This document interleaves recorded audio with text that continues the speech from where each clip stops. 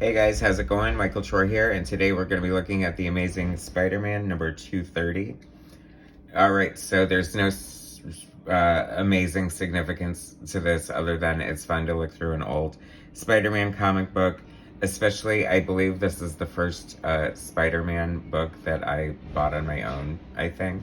So, if memory serves. I mean, it was quite some time ago.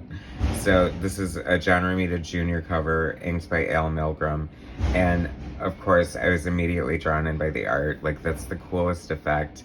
I don't know how they did that, probably like with a duo shade.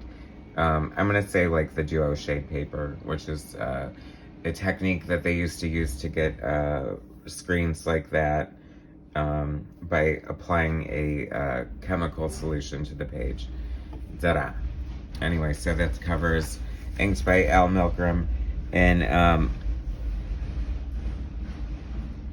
this is written by Roger Stern, John Romita Jr., Jim Mooney, I guess, is inking, Glynis Ween is on colors, Joe Rosen lettering, and Tom DeFalco and Jim Shooter round out the editorial team. So I always just thought this was like a super fun issue. This is like Spider-Man against the Juggernaut. And, you know, the Juggernaut, yeah, I'm the Juggernaut, B-word, you know, is supposed to be unstoppable. And I think that this is such a good example of this. Like, the action is nonstop. Like, you know, I go hot and cold with John Romita Jr.'s pencils. Sometimes it looks good, sometimes it doesn't. I think it depends on his inker or the book he's working on. But he's always been such a solid storyteller, and this is a perfect example of this. I mean, you can just tell what's going on without even reading the words. As Juggernaut just like, I mean, he just like, Spider-Man's up here in the building, and he's just gonna go ahead and tear the building up. This is why old comic books are so much fun and so good. Like, so many crazy things like this always happen. And, you know, of course, they're in a construction site, so he's got the wrecking ball, and he's throwing it at the Juggernaut. And Spidey just gets buried under rubble.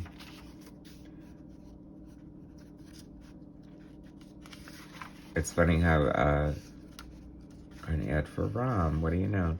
This book is so old and dingy. 1982.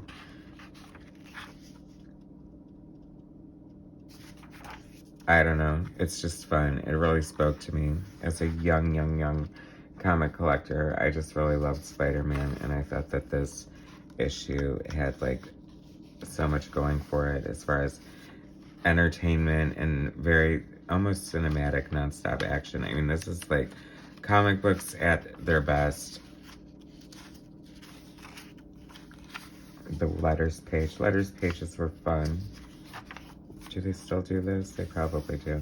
I don't read many modern comics, so I know I'm a stogie like that, but not many worth reading. Maybe more independents. Image puts out a lot of books, but pretty hit or miss with the big two these days, you gotta admit, guys. Anyway, so that was a fun trip down memory lane. Possibly my first self-purchased Spider-Man comic. Awesome Juggernaut cover with Spider-Man.